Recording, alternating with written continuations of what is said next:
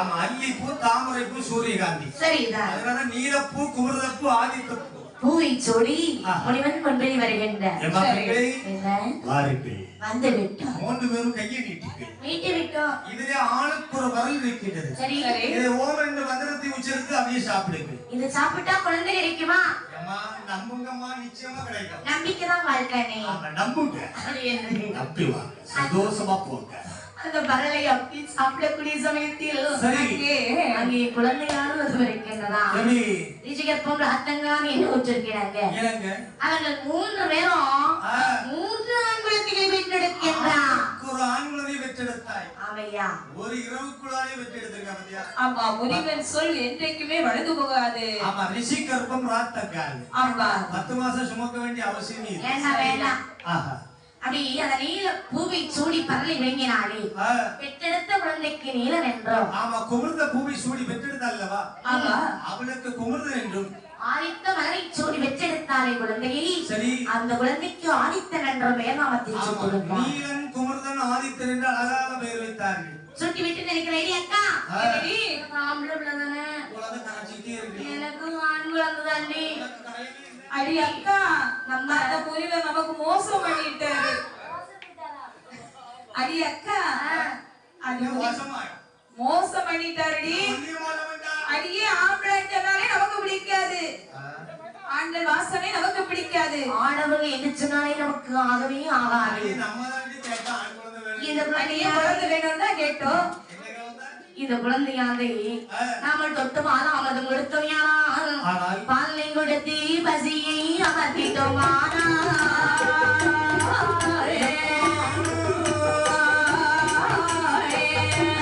குழந்தையும் எச்சி தரத்திலே படுமே. பாலை கொடுத்து பசியை அமர்த்திட்டோம்.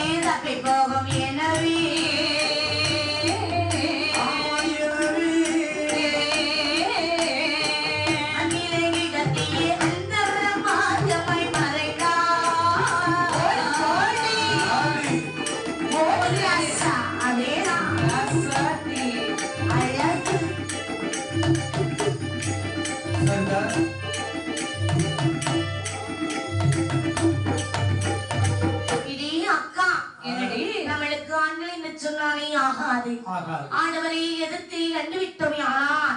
ஆனாத தீர்த்தம் கிடையாது, போகாத கோவில் கிடையாது. இந்த குழந்தை தொட்டு நாம் வாழாமல் கொடுத்தோம்னு சொன்னா, ஆனால் கற்பினிலையாக தவறிடுண்டி. அதனால இந்த குழந்தை எனக்கு வேண்டாம். உனக்கு வேண்டாமா? எனக்கு வேண்டாண்டி. இந்த குழந்தைய நம்ம தொடவே கூடாதுடி.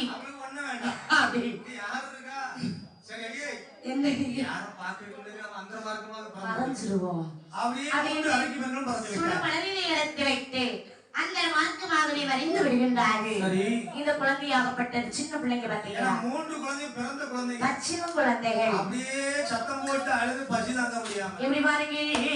நீலங்கடங்குரல் ஓசையாலே மிருகமும் சிங்கமும் பயந்து ஓட,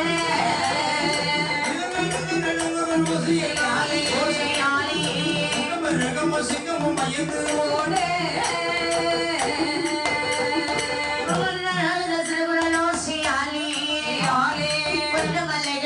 கொல்லுகிற வாராய் ஓடு.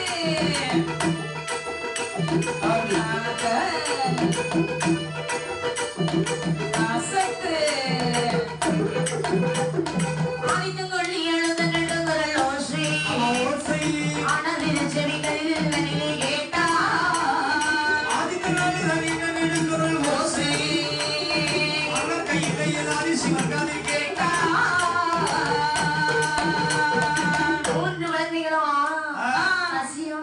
ஓடுகின்றதா ஆமா, ஏன்னா அப்படியே இந்த நீல நிலத நெடுங்குரல் ஓசையா அங்கு நின்ற சிங்கம் புலி கடுவாய் எல்லாம் பதறி ஓட்டுகின்றதா நம்மளோட பெரிய பெரிய ஏதோ ஒண்ணு இருக்குன்னு சொல்லி அடிச்சு பிறந்து ஓடுது. என்ன இது நம்மளோட பயங்கரமா சத்தம் போடுறாரே குமுறுத நிலத நீண்ட நெடுங்குரல் ஓசை இந்த குண்டு மலைகள் எல்லாம் அப்படியே ஒக்கவே நின்று குறுகிட்டு ஆதித்த நிலத நீண்ட நெடுங்குரல் ஓசை அரணார் கையிலையில் ஆதி சிவன் காதிலே கேட்டார். அவன் தான் காரியமா எழுதிருக்கிறான். ஆமா, ஏன்னா சிவபெருமன் காதில் கேட்டிருக்கிறாரே. அவன் தான் சுதியோட எழுதிருக்கான். சுதியோட அவன் ராகமா எழுதிருக்கான். ஆமா, எதா இருந்தாலும் இனிமையா இருக்கணும் இல்லையா? உயிரை கொடுத்துறேன், செத்துதான் என்ன வேறணும். அப்படி சுதியோட அழுதான் இல்லையா? அவன் அழுதுதான் ஆண்டவர் சிவபெருமன் காதில கேட்டிருக்கு. சரிதான். உடனே பார்த்தார், பார்வதி சுவாமி எங்கே நீ சொன்னே அல்லவா ஒரு காலத்திலே? ஆமா சுவாமி. இந்த அறைக்கு பெண்களுக்கு இதனால் தான் குழந்தைக்கு வரம் கொடுக்க மாட்டேன் என்று சொன்னேன். சரி. பெற்ற குழந்தையை பேணி வளர்க்காமல் வாழாமதம் கூட கொடுக்காமல் ஆமா இப்படி தரையிலே போட்டு விட்டு மறந்து விட்டார் அல்லவா? இந்த குழந்தைகள் அலுவலர் ஓசி எவ்வளவு பயங்கரமாக இருக்கிறது. அந்த குழந்தைகளுக்கு பசியம் நான் எப்படி போக முடியும் சுவாமி? ஆமா, நீ சென்று அமர்த்தி. இதற்கு மாறாக நந்தி தேவரை விட்டு வார் பசியமர்த்தி விட்டு வரும்படி சொல்லலாமே. இதுவும் நல்ல யோசனை. ஆமா நந்தி சுவாமி. இந்த 30 காலத்திலே ஒரு குழந்தைகள் இருக்கின்றார்கள். சரி, அந்த குழந்தைகளுக்கு பசியமர்த்தி வா. இதோ வருகிறேன் சுவாமி. சென்று வா. அங்கே வரக்கூடிய சமயத்தில் சரி, அங்கே வானத்திலே எட்டி பார்க்கக்கூடிய சமயத்தில் ஆமா தேவேந்திரனுடைய பசு தெய்வ பசு. ஆமா, சுரபி சிந்தாமணி என்று சொல்லக்கூடிய தெய்வ பசு. அந்த சிந்தாமணி என்று சொல்லக்கூடிய பசுவானதே வரதை கண்ணில் கண்டால் நந்தி தேவர். சரி, எப்படி வருகின்றது பாருங்கள். எப்படி வருகுதல்லோ தெய்வ பசு, வருகுதல்லோ தெய்வ பசு,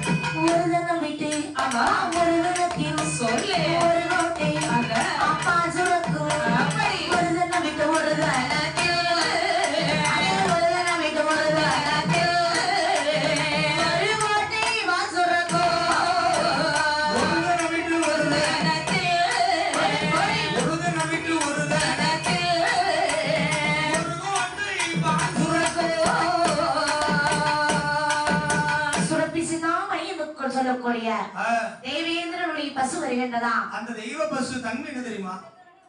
அந்த பசுவின் தன்மை என்னன்னா அதே தனமோ ஒன்று. ஆமா, காம்புகள் 4. 1 கோட்டி பால் சுரக்கும் ஒரு காம்பு. ஏ அப்பா, இப்படி 4 கோட்டி பால் சுரந்த பிறகும் இந்த குழந்தைகளுக்கு வளர்த்துறதா அழுதுறது ஒரு நாள் தீருது. ஆமா, எனக்கு குழந்தை 3 குழந்தை. சரிதான். 4 கோட்டை பாலை குடிச்ச பிறகு அந்த குழந்தைக்கு பசி வயிற்று பசி தீரவில்லை. அந்த பசியான தீராத குழந்தைகள் இதனாலதான் சொல்லுவாங்க, என்ன சொல்லுவாங்கன்னே, செத்தாட்டுக்கு கண்டு பெருசு, தாயில்லா பிள்ளைக்கு வயிறு பெருசு. ஆமா ஆமா, நிறையாது இல்லையா? என்னதான் கொடுத்தாலும் தாய் இல்லாத பிள்ளைக்கு வயிறு நிறையாது. இந்த 3 குழந்தைகளும் சரிதான். என்ன பாருங்க, என்ன செய்கிறார்கள்? அழகிறதோ அழகிறதோ ஒரு நாளோ தீராரே சரி தடவிய போட்டு விட்டு சரி தவறுகள் போட்டு நாடகத்தில் மறைய கண்டார் போட்டு விட்டு போட்டு